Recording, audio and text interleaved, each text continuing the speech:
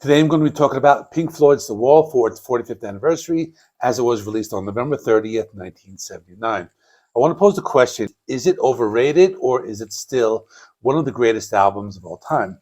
This was one of the first albums that I remember listening to from the band. I was about 8 years old when it was released, and I remember the song Another Brick in the Wall Part 2. That was very popular back then. So this is an album that I've always enjoyed, and I even saw Roger Waters perform the album in its entirety back in 2012, and to this day, that is one of the best concerts that I've ever seen. So I think this is still a great album. So in this video, I will be talking about the history of the album, from its initial conception, the recording process, the concept, and the story, as well as the legacy that was created by this album, which included a major motion picture and much more. The story begins in 1977 when Pink Floyd were playing the In the Flesh tour, which is kind of a strange name as this was a tour to promote their album Animals. This tour was divided into two legs, one in Europe and one in North America. This was when they had a big stage show. They had inflatables, they had this big pyrotechnic waterfall. This was one of the biggest stage setups to date. And this tour also had a big marketing campaign. It had a big full-page ads in both Billboard magazine and the New York Times. They had a parade in New York City with inflatable pigs and sheep, and that ran down 6th Avenue in Manhattan. That was to promote their Madison Square Garden tours. They also set attendance records in both Cleveland and Montreal. But the problem with this tour was that Roger Waters didn't enjoy the experience, as the crowd had a tendency to get rowdy. Then one night, Roger Waters, he had enough. He lost control and he spat at a few of the audience members. After this incident, Roger Waters spoke to producer Bob Ezrin and a psychiatrist friend of Bob Ezrin and discussed his feelings and the internal struggles that he was going through. While in these sessions, he spoke about his desire to build a wall between him and the audience, and that was where the idea for The Wall was born. After the tour, David Gilmour and Richard Wright went to France to record their solo albums. Nick Mason was producing an album by a prog rock band called Steve Hillage called Green. So Roger Waters decided to use his time to write some new material. He used the spitting incident as a starting point for the story, where the protagonist self-isolates after years of traumatizing experiences with authority figures and the loss of his father as a young child. Then in 1978, the band got back together and Roger Waters presented his new idea. What's interesting is that Roger Waters came up with two different stories during this time. The first was a 90-minute demo with a working title that was Bricks in a Wall. And the second idea was about a man who dreams about the pros and cons of monogamy. And the band chose the first option, and the second idea was eventually used for Roger Waters' solo album, The Pros and Cons of Hitchhiking, which would come out years later in 1984. Now it was time to start recording, so the band decided to hire Bob Ezrin. He looked at the album's concept along with David Gilmour. They basically edited and rewrote parts of the story. Then a 40-page script was presented to the band, and they approved it. Bob Ezrin helped the band work together, as Roger Waters and David Gilmour had a tendency to butt heads. But in the end, Roger Waters wrote the majority of the album, and David Gilmour was given co-writer's credit on tracks such as Comfortably Numb, Run Like Hell, and Young Lust. The album was finally finished, and the end product was essentially a rock opera. Some of the main themes that were explored in this album were abandonment, violence, and isolation, the latter of which was symbolized by a wall. The protagonist in the story is a person named Pink, who was inspired by the former frontman Syd Barrett. The first half of the album features stories that were inspired by Roger Waters' childhood, which included the death of his father in World War II. There was also the song In the Flesh, which was taken from the name of the previous tour.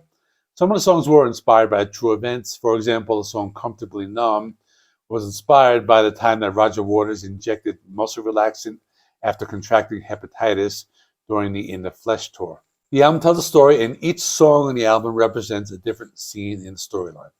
The album opens with a scene where we're introduced to the main character, Pink, who is a rock star. He's about to give a performance based on his life story. This is the first track, In the Flesh, with a question mark. I say that because there'll be another one later. The next scene is Pink having flashbacks of his father dying in World War II and being raised by his now single mother. So this scene is the character builds an imaginary wall around himself. This is represented by Another Brick in the Wall, Part 1.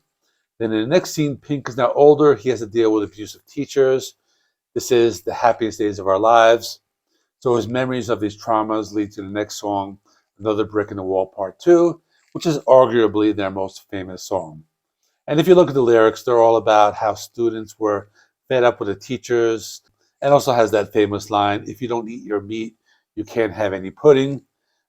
Another example of how teachers were very authoritative back then. I actually had a friend who grew up in those times in the UK and said that teachers actually did this. But anyway, after this is part of the story where Pink remembers his mother, which is the song title of the same name, and he has memories of his childhood during the war when the Germans were dropping bombs, which was called the Blitz, and this is the song Goodbye Blue Sky. The story continues. Pink gets married and starts to experience more traumas, represented by the song Empty Spaces, but then Pink goes out on tour to perform, and while on tour, he hooks up with groupies, but at the same time, he learns that his wife has also been unfaithful while he was away, and this is told in the song Young Lust. One night, he brings a groupie back to his hotel room, but ends up trashing it, and the groupie gets scared away. This is represented by the song One of My Turns. He now feels like his past has taken over him, and he decides to avoid people and self-medicate, which is Another Brick in the Wall, Part 3. At this point in the story, Pink has gone into total self-isolation, which is Goodbye Cruel World. This is the point in the story where all the bricks are in the wall and the wall is complete. Now Pink is thinking about his decisions, which is the song Hey You, and then he locks himself in the hotel room, which is there anybody out there? Now Pink starts to feel depressed, which is the song Nobody Home. Then he thinks about connecting with his personal roots, which is the song Vera. And if you're wondering who Vera is, the song's a reference to Vera Lynn, a British singer who came to prominence during World War II with her popular song called We'll Meet Again. He then thinks about the soldiers in World War II and how they should come back home. This is represented by the song Bring the Boys Back Home. But then Pink's manager and roadies break into his hotel room. They find him unresponsive, so they inject him with drugs so he can perform at that night's concert, which is the idea behind Comfortably Numb, which, as I mentioned before, was inspired by the true story, which I was just talking about. So then the drugs take effect. Pink puts on a show that's called The Show Must Go On, but then Pink hallucinates and believes that he is a fascist dictator, and the concert is a neo-Nazi rally, and this is the song In the Flesh, or the second one without the question mark. He then attacks minorities, which is Run Like Hell.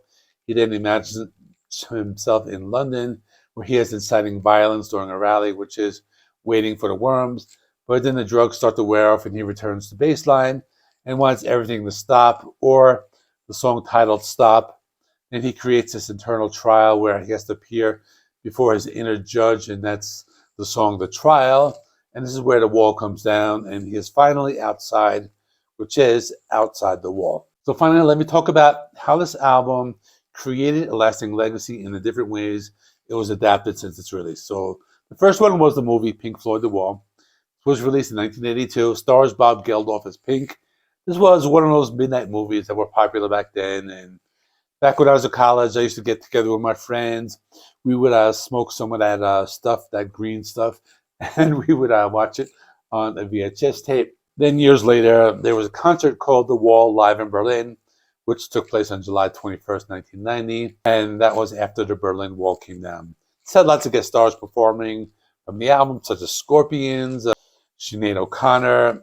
It also had Cyndi Lauper. It was broadcast live on television in 52 countries. It was released as a video album years later. Then in the year 2000, Pink Floyd released a live album called Is There Anybody Out There? The Wall Live 1980-1981. This contains songs taken from various live shows from the Wall tour. Then in 2016, Roger Waters adapted the story into an opera called Another Brick in the Wall, the Opera, which premiered in Montreal in 2017, included a large orchestra.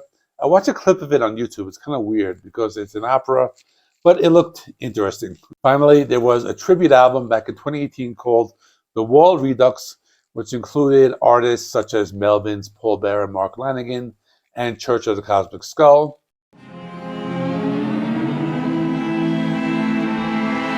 Is it overrated or still a masterpiece? For me personally, I think it's a masterpiece because it has a great story. It's partially based on the childhood experiences by Roger Waters and represents the metaphorical wall, which is that something that I guess that everybody wants to build it from time to time. I also felt the band got a little more experimental with this album than the previous albums were more progressive rock. And this one has the band trying new ideas. So I think there's more orchestral arrangements. There are a few songs that can be considered hard rock. And it just has a lot of variety throughout the album. I think it's also a great album because fans can resonate with the story. But I think the main reason is that it created this lasting legacy. Not only did it top the charts, there have been many different adaptations, which include the live shows, the opera, the movie. I can't think of another album that has inspired so much as The Wall. The album is still critically acclaimed, even though some people might be critical about it. But I think it's a type of album that's relatable to anybody. I think this album can be enjoyed by any type of music fan. I don't think you have to be a fan of rock music or even progressive rock. I think it can be enjoyed by anyone. So for that reason, I think it still holds up very well after all these years. I still enjoy listening to it. I like listening to both the live version and the studio album itself. I think this is really the last great album that was mainly written by Roger Waters or like the old original Pink Floyd. After this, Pink Floyd released the final cut, which is something I never liked. I always thought that was boring, kind of like a Roger Waters solo album. And I think by the time this came out, he was pretty much done with the band. But I think the last great Pink Floyd album was The Division Bell. And I'm going to use that as a segue to show you the link right here because I did a video on The Division Bell. So I'm going to put that right here. In the meantime, thanks for watching. Please give this video a like. It helps me with the YouTube algorithm. Please subscribe. If you have not already, I do rock and metal reviews, rankings, and more. Thanks for watching. I have merch. I have memberships, and I'll see you in the next one.